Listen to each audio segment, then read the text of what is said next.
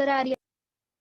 तो अब आपने देखा दूसरे चीज में कि जो बॉइलिंग पॉइंट होता है, देखो दो स्टेटमेंट याद रखना है। पहला स्टेटमेंट वेपर प्रेशर सॉल्यूशन का क्या होगा, कम होगा, किससे, वेपर प्रेशर प्योर सॉल्वेंट के। और दूसरी चीज बॉइलिंग पॉइंट के टर्म्स में जो बॉइलिंग पॉइंट होगा वो सॉल्यूशन का ज्यादा होगा हर हमेशा, किससे, boiling point of pure solvent के। दो चीज आ गई हमें ये, ठीक है। अब इसके आगे हम ग्राफ बनाएंगे, इसका ग्राफ। तो ग्राफ में देखो, इधर मैंने क्या रख दिया, वेपर प्रेशर, और इधर मैंने रख दिया टेम्परेचर। तो एक्स एक्सिस में हमने क्या रखा है, टेम्परेचर, और वाई एक्सिस में हमने क्या रख दिया, वेपर प्रेशर। तो वाई एक्सिस में वेपर प्रेशर, इसमें टेम्परेचर। अब देखो क्या होगा, जैसे जैसे आप टेम्परेचर बढ़ाओगे वैसे वैसे वेपर प्रेशर भी बढ़ेगा। तो ग्राफ ऐसे जाएगा, ठीक है। ये ग्राफ मैंने बना दिया प्योर सॉल्वेंट का, प्योर सॉल्वेंट का। और मैंने एक लाइन खींच दी यहाँ पे कि ये 1 atm प्रेशर है, ये 1 atm प्रेशर है। तो जहां पे ये लाइन टच होगी यहाँ पे ये बॉयल हो जाएगा। तो ये इसका क्या हो जाएगा, बॉइलिंग पॉइंट, ठीक है। ये क्या हो जाएगा इसका, boiling point of, boiling point किसका, सॉल्वेंट का। तो इसको हम दिखाते हैं टी नॉट बी से। तो इसका मतलब टी नॉट बी क्या होगा, boiling point of pure solvent, ठीक है। प्योर सॉल्वेंट को हम दिखाएंगे नॉट से, P not B, B for boiling point. अब आपने सॉल्यूशन का लिया, तो सॉल्यूशन के देखो वेपर कम बनते हैं, तो ये इधर से ग्राफ जाएगा। देखो सॉल्यूशन के केस में ग्राफ नीचे से जाएगा क्योंकि इसके वेपर्स कम बन रहे हैं। अब ये ऐसे टकराएगा, तो जहां पे ये टकराएगा वहां पे क्या होगा, वो बॉयल होना स्टार्ट हो जाएगा। जैसे ये 1 atm में जाएगा वैसे ही बॉयल हो जाएगा। तो अब इसकी लाइन देखो, ये नीचे आ गया। अब देखो इसका टेम्परेचर इसमें ज्यादा लग रहा है सॉल्यूशन के केस में। ये वाली लाइन किसकी है, सॉल्यूशन की। तो आपको दिखाना है कि जो सॉल्यूशन होता है इसमें ज्यादा टेम्परेचर होगा। देखो टी भी ज्यादा है और टी नॉट भी कम है। तो टी भी क्या हो जाएगा, टी भी हो जाएगा यहाँ पे boiling point of solution, solution का बॉइलिंग पॉइंट टी बी, और टी नॉट भी होगा boiling point of pure solvent, ठीक है।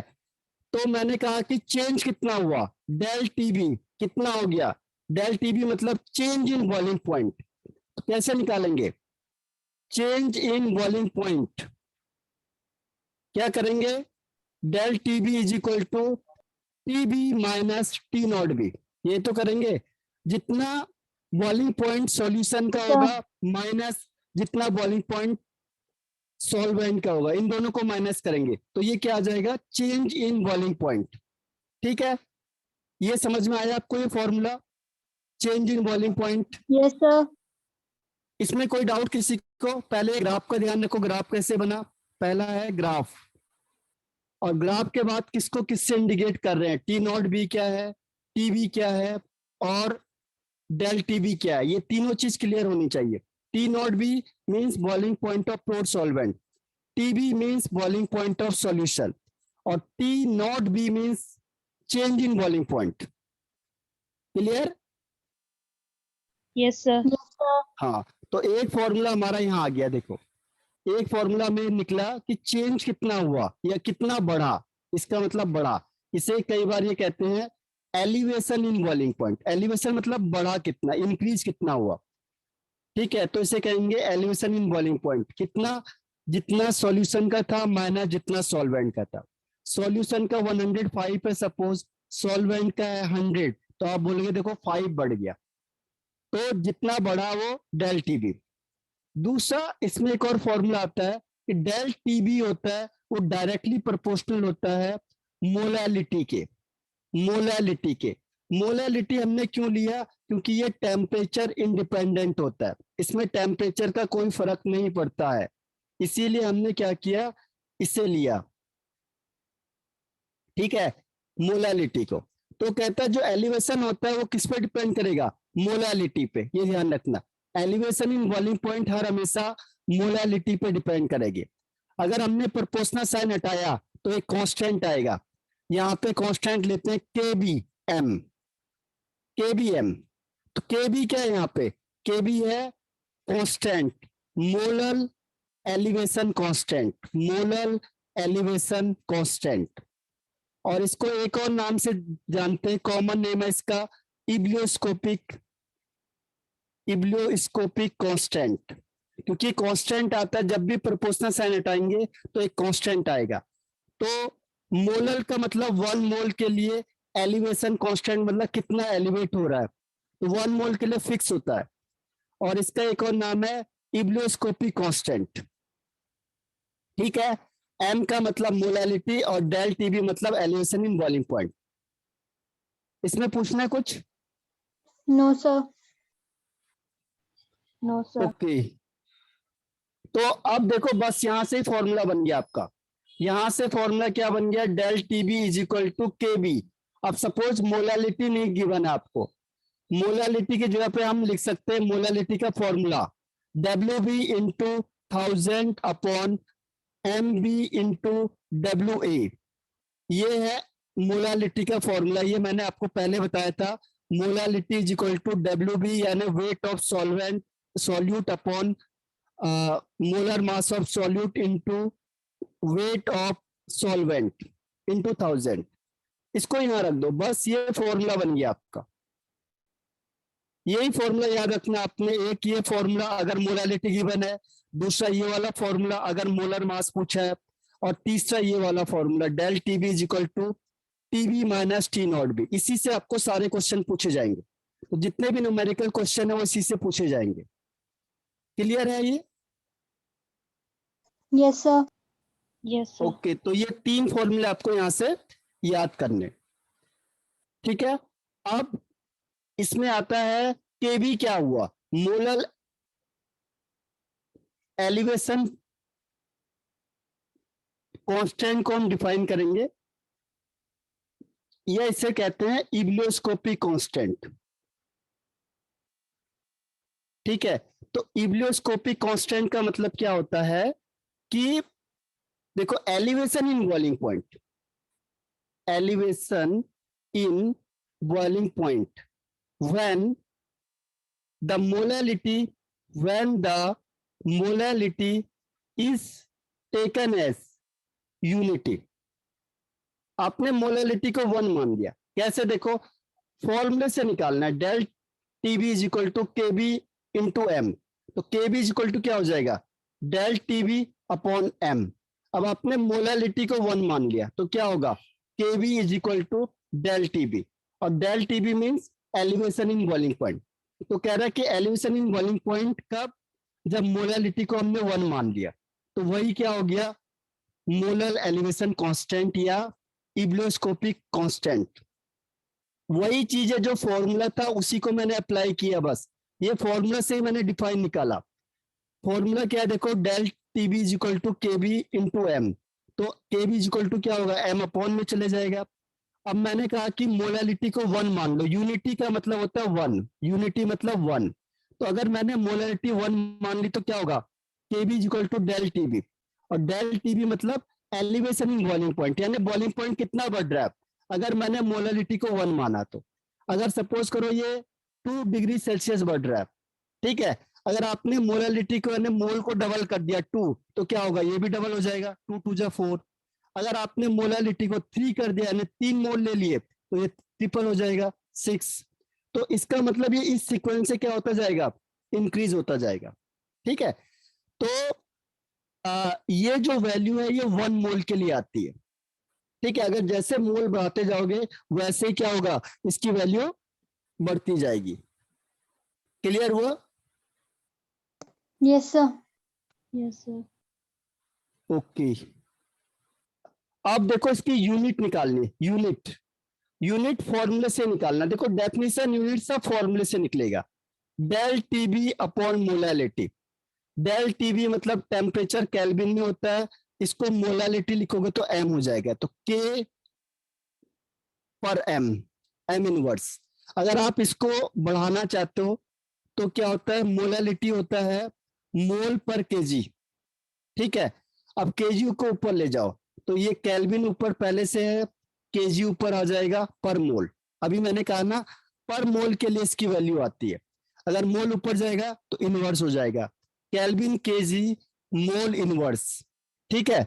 तो ये इसकी यूनिट हो गई, यूनिट ऑफ केबी। क्लियर है? Yes, sir. तो ये आपका पोर्शन फिनिश होता है।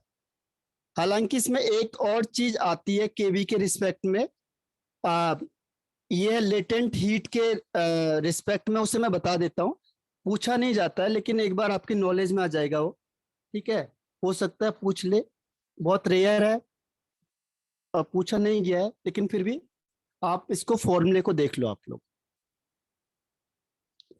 केबी के लिए फॉर्मूला क्या होता है देखो, KB is equal to R T nought square upon 1000 LV. LV क्या है यहाँ पे, latent heat of, LV means latent heat of vaporisation, latent heat of vaporisation, vaporisation ये आपने क्लास 10th में पढ़ा होगा या 11th में भी है, लेटेंट हीट, ठीक है, पर ग्राम, Yes, sir. हाँ, पर ग्राम ऑफ सॉल्वेंट। तो ये हो गया आपका एलवी।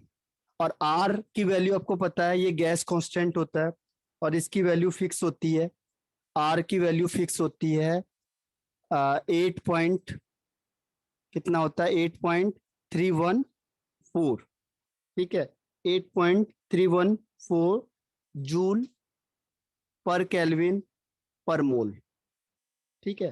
तो ये आपका आर की वैल्यू हो गई, ठीक है। और टी नोट होता है यहाँ पे boiling point of pure solvent. तो एक फॉर्मूला ये है, एक होता है डेल एच के फॉर्म में, ठीक है। तो दोनों का बता देता हूं मैं आपको, ये आगे समझ में। Yes, sir. आप देखो सेकंड है, इसमें एक और फॉर्मूला आता है, K B is equal to M1 R T nought का square upon 1000 del vaporisation H, ठीक है। यानी कि जो लेटेंट हीट होता है आपके पास L V is equal to होता है del vaporisation H upon M1 होता है। तो उसकी वैल्यू को आप रखोगे यहाँ पे, तो ये M1 ऊपर चले जाएगा, ये आ जाता है। तो इसमें क्या है, M1 क्या होता है, M1 है molar mass of solvent. T not हमने कर लिया था अभी, आर हमें पता चल गया है, के भी हमें पता है, del vaporisation H is equal to होता है लेटेंट हीट या हीट कह लो सिंपल, ठीक है। लेटेंट हीट कह सकते हैं या हीट कह सकते हैं, heat of vaporisation, heat of vaporisation, लेकिन ये किस में होता है, पर मोल ऑफ सॉल्वेंट, पर मोल ऑफ सॉल्वेंट। तो ये दो फॉर्मूले रेयरली आते हैं, बहुत कम पूछे हुए हैं, लेकिन फिर भी आप नॉलेज में रखो, क्या पता ऑब्जेक्टिव में से पूछ ले कि केबी का कौन सा फॉर्मूला होता है, ठीक है। तो केबी के दो फॉर्मूले हैं, KB is equal to M1 R T nought का square upon 1000 del vaporisation H, और एक था R T nought square upon 1000 into LV. तो ये आपका फिनिश होता है बॉइलिंग पॉइंट का, ठीक। सर ये लेटेंट हीट के लिए है। हाँ, लेटेंट हीट नहीं, हीट ही मान लो इसे, ये वाला जो एच है, एच हीट के लिए आता है जनरली, तो इसे लेटेंट हीट में कंफ्यूज हो जाओगे आप लोग, हीट कर लो इससे बस, एच फॉर हीट या एंथैल्पी। तो एंथैल्पी ऑफ वेपोराइजेशन हो जाएगा पर मोल ऑफ सॉल्वेंट, ठीक है। Yes, sir. हाँ, तो एच का मतलब जनरली हीट से है, एंथैल्पी या हीट से। तो जो Yes. चीज आपने ये पढ़ी ना, यही थर्ड में है, किसमें? डिप्रेशन इन फ्रीजिंग पॉइंट में सेम स्टेप है, फॉर्मूला सब कुछ सेम है। आपको सिर्फ चेंज क्या करना है, जहां पे बी लिखा है, बी फॉर बॉइलिंग पॉइंट, वहां पे एफ लिखना है फ्रीजिंग पॉइंट के लिए। और शुरू से लेके लास्ट तक सारा पॉइंट सेम है, सब कुछ सेम है। किसमें? फ्रीजिंग इन बॉइलिंग पॉइंट में। चलो मैं आपको बता देता हूँ इससे। अब ये खत्म हो सर गया, इसमें कोई डाउट H वाला F में नहीं होगा कन्वर्ट? है? सर जो इसमें H लिखा है ना, हीटिंग ऑफ वेपराइजेशन, एच उसमें फ्रीजिंग हो जाएगा। देखो बॉइलिंग में क्या होता है, बॉइलिंग में आप क्या करोगे, बॉइलिंग का है ना यहाँ पे, बॉइलिंग का मतलब क्या होगा, कोई भी चीज लिक्विड से किस में चेंज होगी? वेपर्स में। इसीलिए यहाँ पे क्या आया? वेपोराइजेशन। वेपोराइजेशन का मतलब लिक्विड से वेपर्स में चेंज होगा। तो कितनी हीट लग रही है और कितना हीटेंट लेटेंट हीट है, ठीक है? तो वो बॉइलिंग पॉइंट के रिस्पेक्ट में। अगर हम फ्रीजिंग पॉइंट के रिस्पेक्ट में कहेंगे तो फिर हम फ्रीज कर रहे हैं ना। फ्रीज का मतलब क्या Yes, हुआ, sir. किसको किस में चेंज कर रहे हैं? लिक्विड को चेंज लिक्विड टू करेंगे सॉलिड सॉलिड। में, तब वहां पे फ्यूजन आ जाएगा, एफ। Yes, आया sir. समझ में? Yes, sir. Yes, sir. हाँ, वेपोराइजेशन बॉइलिंग पॉइंट के लिए आएगा। फ्रीजिंग का मतलब लिक्विड से आप सॉलिड में चेंज कर रहे हो, तो वहां पे फ्यूजन करोगे आप, फिर फ्यूजन। अब देखो थर्ड पॉइंट है जो, वो सेम है जो सेकंड वाला है, एक भी वर्ड डिफरेंट नहीं है। बस डिफरेंट क्या है कि जहां पे के बी लिखा आपने, जैसे मैंने लिखा डेल टी बी, तो वहां पे लिखेंगे डेल टी एफ। जैसे मैंने लिखा के बी, वहां पे लिखेंगे के एफ। जैसे मैंने लिखा टी बी, वहां पे लिखेंगे T F. T not be, तो यहाँ पे टी नॉट एफ। बस, और सारी चीज सेम है, शुरू से लेके लास्ट तक सब कुछ सेम है। आपको लगेगा हम वही फॉर्मूला लिख रहे हैं, तो सेम है सब कुछ।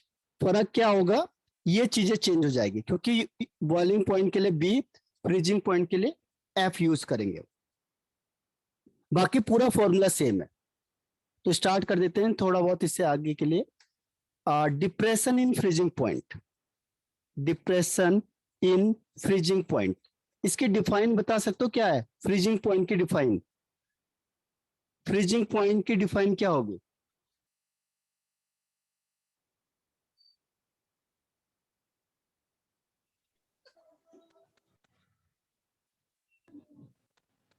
सर हाँ बताओ।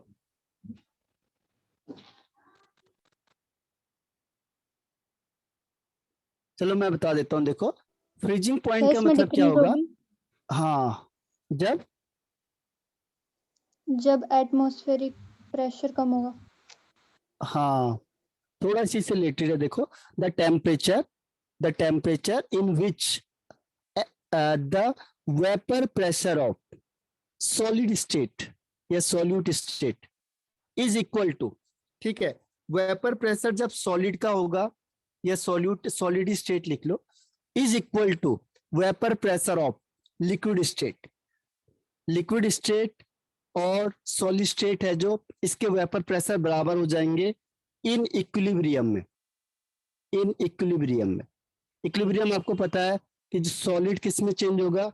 लिक्विड में, और लिक्विड किस में चेंज होगा? सॉलिड में। तो दोनों की रेट इक्वल हो जाएगी, तो उसे कहते हैं इक्विलिब्रियम।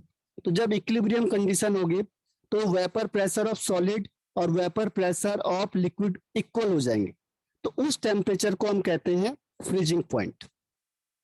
ठीक है, तो फ्रीजिंग पॉइंट क्या होगा? जिस कंडीशन में, जिस टेम्परेचर में vapour pressure of solid become equal to vapor pressure of liquid in equilibrium is called its freezing point. ये समझ में आया? Yes sir. Yes sir. Okay, अब देखो पहली चीज के बाद सेकंड चीज क्या आता है इसमें? सेकंड स्टेटमेंट ये ध्यान रखना, डिप्रेशन मतलब कम होना, यानी कि जो फ्रीजिंग पॉइंट होगा किसका? सॉल्वेंट का, वो हमेशा ज्यादा होगा। किससे? फ्रीजिंग पॉइंट ऑफ सॉल्यूशन से।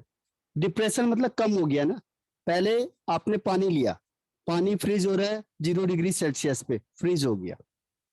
अब आपने इसमें कोई सोल्यूट मिला दो, आप फ्रिज में रख के देखना, पानी में पानी रखो और एक में किसी नमक मिला दो, ठीक है, अब आप देखोगे कि जो पानी है वो बहुत जल्दी फ्रीज बन जाएगा, लेकिन जो ये सॉल्यूशन बना ये जल्दी से फ्रीज नहीं हो पाएगा, क्योंकि इसका बॉइलिंग पॉइंट क्या हो गया, कम हो जाएगा, -2 डिग्री सेल्सियस हो गया, तो इसे कहते हैं डिप्रेस हो गया।